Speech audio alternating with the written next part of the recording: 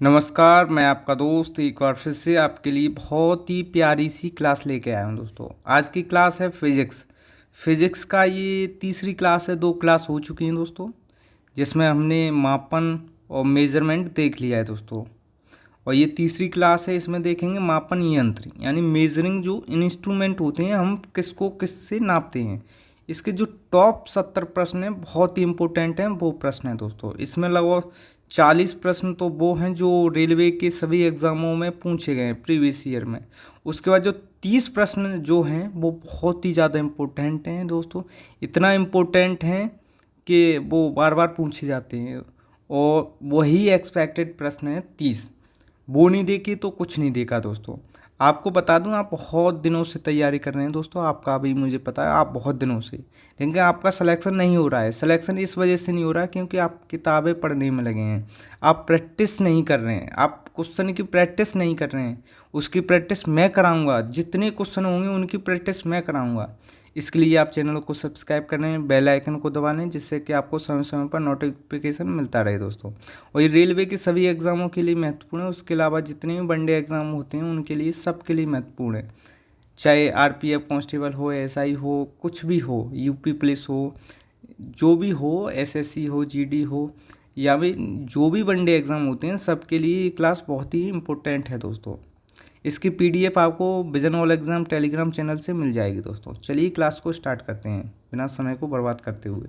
पहला प्रश्न है, निम्न में से किस उपकरण का उपयोग वायुमंडलीय दाब को नापने के लिए किया जाता है। जो वायुमंडलीय दाब होता है उसको नापने के लिए किसका प्रयोग होता है, उसका होता है बैरोमीटर का। किसका होता है दोस्तों, बैरोमीटर का। वायुमंडलीय दाब क्या होता है कि अगर आप 5 किताब रख देंगे क्रम बाई क्रम, तो जो सबसे नीचे वाली किताब होती है उस पर दबाव ज़्यादा पड़ता है।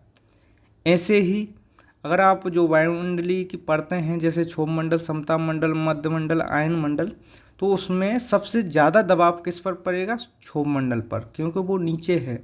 वही क्या होता है, एटमॉस्फेरिक प्रेशर वही होता है, वही वायुमंडलीय दाब होता है, और उसी को किससे नापते हैं, बैरोमीटर से। आगे बात करें, इसका आंसर बैरोमीटर हो गया। आगे हाइग्रोमीटर से क्या मापा जाता है। एक होता है हाइड्रोमीटर, एक होता है हाइग्रोमीटर। इन दोनों में बहुत ज़्यादा कन्फ्यूज़न होती है। जो हाइग्रोमीटर होता है उससे क्या मापते हैं, वायुमंडलीय आर्द्रता। क्या मापते हैं, आर्द्रता। जो हाइड्रोमीटर होता है उससे क्या मापते हैं, जल का घनत्व। जल का घनत्व किससे, हाइड्रोमीटर से, और हाइग्रोमीटर से आर्द्रता। ठीक है दोस्तों, तो इसका आंसर क्या हो जाएगा, आर्द्रता। आगे बात करें, कौन सा यंत्र समुद्र के स्तर से ऊपर की वस्तुओं को देखने के लिए पनडुब्बियों में प्रयोग किया जाता है। वो क्या होता है, पेरिस्कोप होता है। जब पनडुब्बी जल के नीचे चली जाती है, बहुत नीचे, तो ऊपर का देखने के लिए हम किसका, पेरिस्कोप का प्रयोग करते हैं, जिससे कि हम ऊपर देख सकें। ऊपर की जो वस्तुएं होती हैं उनको हम किससे देखते हैं, पेरिस्कोप से। तो इसका आंसर क्या हो जाएगा, पेरिस्कोप। आगे बात करें, वायुमंडलीय जो दबाव को मापने के लिए किस उपकरण का प्रयोग होता है। ये हो चुका है बैरोमीटर, तो इसका आंसर क्या हो जाएगा, बैरोमीटर। आगे है दोस्तों, निम्नलिखित में से किस उपकरण का उपयोग वायुमंडलीय दाब को मापने के लिए किया जाता है। ये हो गया है बैरोमीटर। देख रहे हैं कितना इम्पोर्टेंट है बैरोमीटर, बहुत बार पूछा जा रहा है। आगे बात करें, सूर्य को देखने के लिए किस यंत्र का प्रयोग होता है। जो सूर्य है, सूर्य को हमें देखना है तो हम किसका करते हैं, हम करते हैं हेलियोस्कोप का प्रयोग। किसका दोस्तों, हेलियोस्कोप। इसका आंसर क्या हो जाएगा, हेलियोस्कोप हो जाएगा। सूर्य को देखने के लिए हम किसका प्रयोग करते हैं, हेलियोस्कोप का प्रयोग करते हैं। आगे बात करें, विभवांतर को मापने के लिए कौन सा उपकरण उपयोग किया जाता है। वो कौन सा, वोल्ट मीटर। विभवांतर यानी वोल्ट मीटर। वोल्ट मीटर से क्या मापते हैं, विभवांतर। विभवांतर क्या होता है कि जो धारा होती है एक पॉइंट से दूसरे पॉइंट तक जो प्रभावित होती है, उनके जो बीच की दूरी, यानी जो बीच में हो रही है, उसी को किस में नापते हैं, वोल्ट मीटर में। यानी एक पॉइंट से दूसरे पॉइंट तक जो धारा बह रही है उसी को, तो ये क्या हो जाएगा, वोल्ट मीटर। आगे विभवांतर को मापने के लिए कौन सा उपकरण प्रयोग किया जाता है, वो कौन सा है दोस्तों, वोल्ट मीटर। अब ये भी इम्पोर्टेंट है क्यों, वोल्ट मीटर बहुत ज़्यादा पूछा जा रहा है, तो विभवांतर को किस में, वोल्ट मीटर में। आगे बात करें, सर्किट में बिजली के प्रवाह का पता लगाने हेतु निम्नलिखित में से किस उपकरण का प्रयोग किया जाता है? किसका? बिजली के प्रवाह का पता लगाने के लिए, प्रवाह और दिशा दोनों का पता लगाने के लिए किसका प्रयोग किया जाता है? गैल्वेनोमीटर का। तो इसका आंसर क्या हो जाएगा? गैल्वेनोमीटर। इससे एक तो जो बिजली के प्रवाह का पता लगाते हैं और दिशा का भी लगाते हैं, सर किस दिशा में बह रही है। ठीक है दोस्तों, एक शाफ्ट की अपवर्तन गति को निर्धारित करने के लिए कौन सा, यानी कोई शाफ्ट है उसकी गति निर्धारित करने के लिए कितनी गति पर घूम रही है तो किसका प्रयोग करते हैं? तो करते हैं टैकोमीटर का। ट्रैक कर लेता है कितनी गति है, तो क्या है? टैकोमीटर। तो इसका आंसर क्या हो जाएगा? टैकोमीटर। आगे है विभव मापी क्या है? एक मापन उपकरण है जिससे मापन होता है किसका? वोल्टेज का। ठीक है दोस्तों, इसका आंसर मापन उपकरण है एक। इनमें से किस उपकरण से विद्युत धारा मापा जाता है? विद्युत धारा किससे नापा जाता है दोस्तों? अमीटर से। इसका आंसर ये हो गया। आगे अमीटर। अमीटर को एक परिपथ में श्रेणी में संयोजित किया जा सकता है। अमीटर में निम्न विद्युतिक प्रतिरोध होता है। कम विद्युत खींचता है, ये भी ठीक है। तो इसके उपरोक्त सभी ठीक हैं। ठीक है दोस्तों, आगे बात करें किसको मापने के लिए स्टेलागिनोमीटर का प्रयोग होता है? तो इसका नाम क्या है? प्रोनाउंसिएशन में थोड़ी दिक्कत हो रही, कोई नहीं। स्टेलाइगोमीटर। तो इसका क्या आंसर हो जाएगा? पृष्ठ तनाव। ठीक है दोस्तों, आगे बात करें ओडोमीटर एक ऐसा उपकरण है जिसका उपयोग गाड़ियों में क्या नापने? दूरी। अगर हमको दूरी मापनी है तो किसका प्रयोग करते हैं? ओडोमीटर का। ठीक है, और स्पीडोमीटर से गति। तो इसका आंसर क्या हो जाएगा? दूरी, ओडोमीटर से। आगे निम्नलिखित में से कौन सा प्रभावी मापन उपकरण एक क्षेत्र मीटर? तो वो कौन सा है? Pitot tube. इसका आंसर क्या हो जाएगा? Pitot tube. आगे है टैकोमीटर। टैकोमीटर क्या बताता है? यानी गति, फ्लाईव्हील की घूर्णन चाल। ठीक है, गतिपालक चक्र है। टैकोमीटर का उपयोग कहाँ होता है? चक्र प्रति मिनट यानी आरपीएम बताता है ये, यानी रिवॉल्यूशन, यानी प्रत्येक मिनट में कितना चक्कर लग रहा है टैकोमीटर। मल्टीमीटर में होता है। मल्टीमीटर, अब यहाँ पे तो नाम ही है मल्टीमीटर, तो मल्टीमीटर में तो मल्टी ऑब्जेक्ट हो गई। इसमें वोल्ट मीटर भी है, करंट मीटर भी है और ओम मीटर भी है। तो इसका आंसर क्या हो जाएगा? डी। आगे बात करें रिएक्टर स्केल, रिएक्टर पैमाने के बारे में। इसे 1935 में चार्ल्स रिएक्टर और गुटेनबर्ग द्वारा विकसित किया गया। ये ठीक है। ये एक लघु गुणकी पैमाना है, यानी लॉग इंटू लॉग वाला, जो आप हाई स्कूल में नवाई में पढ़ते थे वो वाला। ये भी ठीक है। इसे भूकंप मापी के उपयोग द्वारा नापा जाता है। ये भी ठीक है। रिएक्टर पैमाने पर 8 से 9 की तीव्रता का अर्थ है हल्का। नहीं, हल्का नहीं, भारी। यही तो इसने गलती कर दी। तो इसका आंसर क्या हो जाएगा? डी। आगे है तरल पदार्थों के घनत्व को मापने के लिए किसका प्रयोग होता है? अब ये किसका बोल रहा है? तरल पदार्थ के, यानी जल का जो घनत्व है वो किससे नापते हैं? हाइड्रोमीटर। तो उसका आंसर क्या आ जाएगा? हाइड्रोमीटर।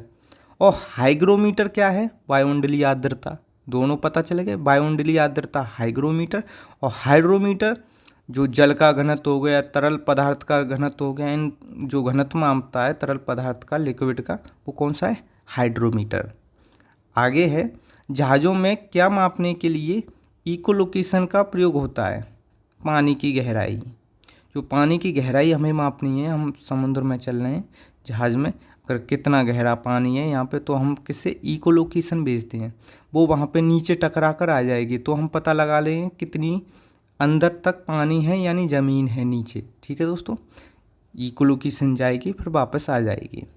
वो रेडिएशन होती है। पानी के अंदर की वस्तुओं का पता लगाने के लिए किस यंत्र का प्रयोग होता है? सोनार का। Sound navigation and ranging. पराश्रव्य ध्वनि का प्रयोग करता है, वही भेजता है, वो टकराकर वस्तु से ऊपर आ जाती हैं, ऐसे पता लग जाता है। आगे बात करें दूध के घनत्व को निर्धारित करने के लिए कौन सा उपकरण है? लैक्टोमीटर। ठीक है दोस्तों, दूध का घनत्व लैक्टोमीटर। ऑटोमोबाइल में यात्रा की दूरी को मापने के लिए निम्न में से किस उपकरण का प्रयोग होता है? ऑटोमोबाइल की यात्रा की दूरी के लिए कौन सा दोस्तों? वो होता है ऑडोमीटर। स्पीडोमीटर से गति का पता लगाते हैं किसी भी वाहन की। मोटर गाड़ी का ऑडोमीटर क्या नापता है? दूरी। ठीक है दोस्तों, वह उपकरण है जिसका उपयोग मोटर गाड़ियों में दूरी मापने के लिए ऑडोमीटर। देख रहे हैं कितना इंपॉर्टेंट है। वही प्रश्न बार बार पूछे जाते हैं सभी एग्जामों में, वही। तो यही प्रश्न 2024, 2025, 26, 27, 28, 30 तक जितने भी एग्जाम होंगे यही प्रश्न पूछे जाएंगे। आगे है, किसी वोल्ट मीटर का उपयोग होता है। जो वोल्ट मीटर होता है वो किसका? विभवांतर के लिए। वोल्ट मीटर से किसको नापते हैं? विभवांतर को। आगे, किसी परपथ में विद्युत धारा के प्रवाह की दिशा, अब दिशा आ गई, प्रवाह की दिशा को दर्शाने के लिए किस उपकरण का प्रयोग होता है? वो कौन सा है? गैल्वेनोमीटर। ठीक है दोस्तों, गैल्वेनोमीटर का उपयोग होता है धारा की दिशा का पता लगाने के लिए। इसका आंसर डी। आगे है, वाहन की गति जानने में मदद होती है। जो वाहन की गति, तो उसको किससे नापते हैं? स्पीडोमीटर से। तो इसका आंसर क्या हो जाएगा दोस्तों? स्पीडोमीटर। इकोलोकेशन एक प्रकार का है, नहीं, सोनार में प्रयोग होता है, जो पानी की गहराई को जानने के लिए या किसी वस्तु को जानने के लिए कहाँ पर है क्या नहीं। उस शब्द का चयन कीजिए जो तीसरे शब्द से उसी तरह से संबंधित है जिस प्रकार दूसरा शब्द पहले से। ये एक तरह से रीजनिंग का प्रश्न है, लेकिन है साइंस का। जो अमीटर है वो किससे संबंधित है? विद्युत धारा से। ओम मीटर किससे होगा? प्रतिरोध से। आगे बात करें, हवा की गति को मापने के लिए निम्नलिखित में से किस उपकरण का उपयोग होता है? जो हवा, तो उसका आंसर क्या हो जाएगा दोस्तों? एनीमोमीटर। हवा की गति एनीमोमीटर, ऐसे ही याद करें, हवा की गति एनीमोमीटर। आगे बात करें, खालिस्तान का प्रयोग हवा की शक्ति को और वेग को मापने के लिए होता है। वो कौन है? एनीमोमीटर। ये मैंने बार बार प्रश्न इसलिए लिए हैं क्योंकि आपको याद हो जाए यहीं पे क्लास में ही। ठीक है, बार बार सुनेंगे तो उसका आंसर, जैसे एनीमोमीटर फिर आ गया। एनीमोमीटर उपकरण का प्रयोग को मापने के लिए किया जाता है। तो किसके लिए किया जाता है? वायु की गति को मापने के लिए। तो इसका आंसर ये हो गया। इसमें मैं एक ऐसा प्रश्न भी दूंगा जो आपको खुद बताना है दोस्तों। निम्नलिखित में से कौन सी झूठ का पता लगाने वाली मशीन है? वो कौन सी है दोस्तों? वो है पॉलीग्राफ। ठीक है दोस्तों, आगे है, लाई डिटेक्टर उपकरण को किस में प्रयोग होता है? वो भी पॉलीग्राफ में होता है, लाई डिटेक्टर। ये झूठ का पता लगाने, आप अगर झूठ बोलेंगे तो आपका अगर पता लगाना है तो मैं पॉलीग्राफ का प्रयोग कर लूँगा। भट्टियों जैसे अपेक्षाकृत उच्च तापमान मापने के लिए निम्नलिखित में से किस यंत्र का उपयोग किया जाता है? तो वो किसका किया जाता है? वो किया जाता है पायरोमीटर। यानी उच्च तापमान का मतलब ये है कि 2000 सेल्सियस डिग्री से अगर कोई तापमान ऊपर होगा तो हम उसको ना थर्मोमीटर से और भी मीटर उससे नहीं माप सकते हैं। यानी जिससे भी रेडिएशन निकलती है हम उसको किससे नापें? पायरोमीटर से। जैसे सूर्य है, सूर्य का तापमान नापना है तो हम पायरोमीटर से नाप सकते हैं। ठीक है दोस्तों, सोनार निम्नलिखित में से किसका प्रयोग करती है? कहाँ पर होती हैं ये? नौ संचालन में, साउंड नेविगेशन एंड रेंजिंग। ठीक है दोस्तों, महासागर में डूबी हुई वस्तु की स्थिति जानने के लिए निम्न में से किसका प्रयोग होता है? वो किसका होता है दोस्तों? सोनार का, sound and navigation and ranging. आगे, सोनार में हम उपयोग करते हैं किसको? पराश्रव्य तरंगों को। तो इसका आंसर क्या हो जाएगा? पराश्रव्य तरंगें। आगे, ध्वनि की तीव्रता को मापने वाला यंत्र है। ध्वनि की तीव्रता, तो वो कौन सा है दोस्तों? ऑडियोमीटर। ये वो क्वेश्चन है जो आपके लिए बहुत ही ज़्यादा इंपॉर्टेंट है दोस्तों। आगे बात करें, एनीमोमीटर से निम्नलिखित में से किसका मापन होता है? एनीमोमीटर ये किसका होता है? पवन वेग, यानी हवा की गति। आगे, वायु की गति निम्नलिखित में से किससे नापी जाती है? वो किससे? एनीमोमीटर। आगे है दोस्तों, निम्नलिखित में से कौन सा सुमेलित नहीं है? तो कौन सा नहीं है? ये है टैकियोमीटर, नहीं सुमेलित है। इससे क्या बोलता है? दाबांतर, क्योंकि इससे स्पीड मापी जाती है, आरपीएम नापा जाता है टैकोमीटर से। तो इसका आंसर सी हो गया। और सारे सही हैं, जैसे एनीमोमीटर वायु की चाल ये सही है, अमीटर विद्युत धारा सही है, पायरोमीटर उच्च ताप ये भी ठीक है। टैक्योमीटर से क्या नापा जाता है, वो टैक्योमीटर से जो आरपीएम होता है यानी स्पीड होती है किसी भी फ्लाईव्हील की वो नापी जाती है। तो उसका आंसर सी है। विद्युत धारा निम्न में से किस उपकरण से नापी जाती है, विद्युत धारा किससे, एमीटर से। आगे बात करें, निम्नलिखित में से कौन सा सही सुमेलित नहीं है, तो इसका आंसर क्या हो जाए, गैल्वेनोमीटर। ये विद्युत प्रतिरोध नहीं, विद्युत प्रवाह की दिशा को बताता है। क्या बताता है दोस्तों, ये गैल्वेनोमीटर जो विद्युत प्रवाह की दिशा को बताता है, विद्युत प्रतिरोध को नहीं बताता है। तो इसका आंसर यही हो गया। आगे बात करें, पायरोमीटर किसके मापन में प्रयोग होता है, जो पायरोमीटर होता है वो कहाँ पर, उच्च ताप में। ठीक है दोस्तों। आगे है दोस्तों, निम्नलिखित में से किसका उपयोग अत्यधिक उच्च ताप को मापने के लिए होता है, अत्यधिक उच्च ताप को, तो वो कौन सा है, पायरोमीटर। ठीक है दोस्तों, बहुत ही ज़्यादा तापमान है तो उसका मापन किससे होगा, पायरोमीटर से। तापमापियों में पायरोमीटर कहा जाता है किसके लिए, विकिरण तापमापी, जहाँ पर रेडिएशन निकलती हैं, जैसे सूर्य है, सूर्य से रेडिएशन निकलती हैं, तो उसको किससे नापेंगे, पायरोमीटर से। आगे बात करें, ये फिर आ गया, वह थर्मामीटर जो 2000 सेल्सियस मापने हेतु प्रयुक्त होता है, वो वही है पूर्व विकिरण पायरोमीटर। ठीक है दोस्तों। आगे है, 1500 सेल्सियस से अधिक तापमान मापन हेतु किसका प्रयोग किया जाएगा, पायरोमीटर का। पायरोमीटर देख लो कितना इम्पोर्टेंट है ये आपके लिए, इसको आपको आंसर लगाना है, इसका कोई आंसर नहीं है, आपको इसका बताना है कि इसका आंसर क्या होगा। ठीक है दोस्तों, कि मैनोमीटर के द्वारा किसका मापन किया जाता है, ये किसका किया जाता है, गैसों के दाब का। इसका आंसर क्या हो जाएगा, मैनोमीटर का, गैसों का दाब। आगे है, वायुमंडलीय दाब को मापने में किस यंत्र का प्रयोग होता है, वायुमंडलीय दाब को, बैरोमीटर से। ठीक है दोस्तों।